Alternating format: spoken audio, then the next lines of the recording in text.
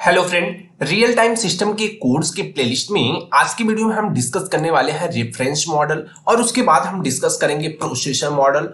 ठीक है, उसके बाद हम डिस्कस करने वाले हैं रिसोर्स मॉडल कि रिसोर्स मॉडल क्या होता है। उसके बाद हम डिस्कस करेंगे रियल टाइम सिस्टम के अंदर टास्क मॉडल क्या होता है। उसके बाद हम बात करेंगे कि कम्युनिकेशन मॉडल क्या होता है रियल टाइम सिस्टम के बारे में।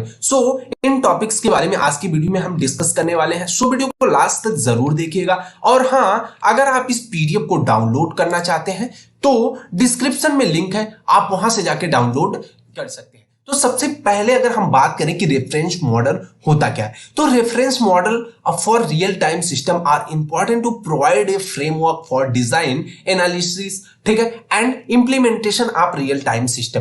तो जो एक रेफरेंस मॉडल होता है वो क्या होता है कि किसी भी रियल टाइम सिस्टम को हम किस तरह से एक फ्रेमवर्क, ठीक है, वो प्रोवाइड करता है एक फ्रेमवर्क को। रेफरेंस मॉडल क्या होता है, एक तरह का फ्रेमवर्क होता है जो हमें प्रोवाइड करता है कि हम अपने रियल टाइम सिस्टम को किस तरह से डिजाइनिंग कर सकते हैं। ठीक है, उसके बाद उसमें चीजें एनालाइज कैसे कर सकते हैं। ठीक है, उसके बाद हम क्या करेंगे कि इस रियल टाइम सिस्टम को हम इंप्लीमेंट किस तरह से कर सकते हैं। तो इन सारी चीजों को हम किससे लेते हैं, रेफरेंस मॉडल से लेते हैं। Here are the some reference model for real time system. कुछ रेफरेंस मॉडल के बारे में डिस्कस करेंगे, जैसे प्रोसेसर मॉडल हो गया, टास्क मॉडल हो गया, कम्युनिकेशन मॉडल हो गया, प्रोसेसर मॉडल हो गया, रिसोर्स मॉडल हो गया। इन सारी चीजों के बारे में अभी हम डिस्कस करने वाले। तो यहाँ पे बेसिक जो मॉडल है आप रियल टाइम सिस्टम का कुछ इस तरह से होता है। जैसे यहाँ पे क्या होता है कि इनपुट कंट्रोलिंग यूनिट होती है। ठीक है, जो रेफरेंस मॉडल के अंदर होते हैं इनपुट कंट्रोलिंग यूनिट होती है, जहां पे अब इस वाले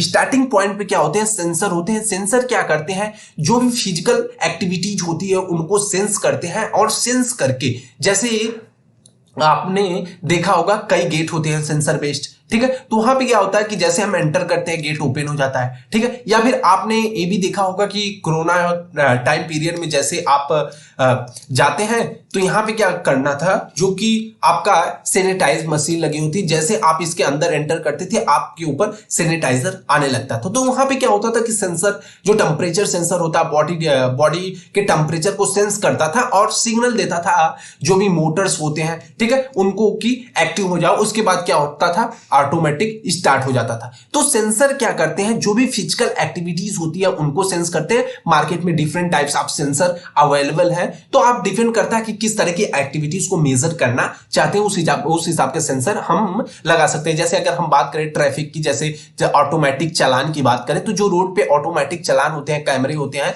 जो गाड़ी ओवर स्पीड होती है या सिग्नल क्रॉस करती है, तो क्या करते हैं, ऑटोमेटिक वो सिग्नल स्पीड को डिटेक्ट करते हैं और उसके बाद क्या करते हैं, ऑटोमेटिक आपके नंबर को कैप्चर करते हैं, उसके बाद ऑटोमेटिक चलान कर देते हैं। तो वहां पे क्या हो गया कि एक तरह का सेंसर, इस तरह से मॉडल रियल टाइम सिस्टम किस तरह से वर्क करता है, इस चीज को मैं समझाना चाहता हूं। तो सेंसर क्या करते हैं, फिजिकल एक्टिविटीज को सेंस करते हैं। उसके बाद इनपुट कंडीशनिंग यूनिट होती है, जहां पे क्या करता है कि वहां पे वो इनपुट लेता है। ठीक है, उसके बाद इनपुट इंटरफेस होता है। ठीक है, उसके बाद ये सारी चीजें कहां जाती है, रियल टाइम सिस्टम के अंदर जाती है। अब रियल टाइम सिस्टम क्या करता है, कुछ स्पेसिफिक टास्क को परफॉर्म करता है। जो भी टास्क हमको रियल टाइम सिस्टम से परफॉर्म कराना, हम पे परफॉर्म कराते हैं। उसके बाद जो रियल टाइम सिस्टम है आउटपुट इंटरफेस जनरेट करता है। उसके बाद कंडीशनिंग होता है, आउटपुट कंडीशनिंग यूनिट होता है। उसके बाद एक्चुएटर होता है। ठीक है, मतलब जो भी आउटपुट होगा वो आउटपुट शो हो जाता है। तो इस तरह से रेफरेंस मॉडल करता है। तो रेफरेंस मॉडल एक तरह का फ्रेमवर्क होता है जहां पे हम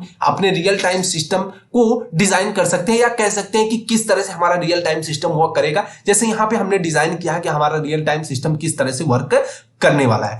तो आगे अगर हम बात करें कुछ बेसिक्स रेफरेंस मॉडल के बारे में कि किस तरह से वर्किंग मॉडल, तो सबसे पहले हम प्रोसेसर मॉडल के बारे में समझते हैं। तो प्रोसेसर मॉडल क्या है, जो प्रोसेसर मॉडल है वो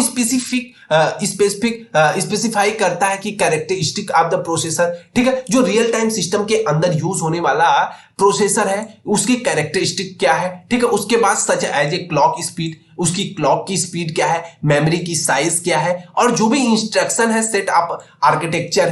ठीक है, इन सारी चीजों को डिजाइन करने का काम करता है प्रोसेसर मॉडल के अंदर। अब अगर बात करें जो प्रोसेसर मॉडल होता है, इट इज क्रिटिकल होता है because it determine the system processing power and affects of the system ability and meet the real time requirements. ठीक है, तो प्रोसेसर मॉडल के अंदर सिंपली होता क्या है कि हम क्या करते हैं कि एक ऐसा फ्रेमवर्क होता है जहां पे हम क्या करते हैं कि प्रोसेसर की कैरेक्टरिस्टिक क्या है, प्रोसेसर को जो भी रियल टाइम सिस्टम के अंदर यूज होने वाला प्रोसेसर उसकी कैरेक्टरिस्टिक क्या है, उसकी क्लॉक स्पीड क्या है, मेमोरी की साइज क्या है, उसका इंस्ट्रक्शन कैसा है, मतलब किस तरह से किसी भी ऑपरेशन को परफॉर्म करेगा एक स्पेसिफिक टाइम पीरियड के अंदर। अब उसके बाद अगर हम बात करें रिसोर्स मॉडल क्या होता है, रिसोर्स मॉडल आई थिंक आप समझते होंगे कि रिसोर्स क्या होता है। रिसोर्स मतलब क्या होता है, जहां पे हम डेटा को सेव करते हैं, डेटा को लेते हैं, उसी को हम रिसोर्स बोलते हैं। सच है मेमोरी हो गया, इनपुट आउटपुट डिवाइस हो गई, नेटवर्क इंटरफेस हो गया, तो हमारे क्या है एक तरह के रिसोर्स मॉडल। तो रिसोर्स मॉडल के अंदर क्या करता है कि जो भी हमारा फ्रेमवर्क है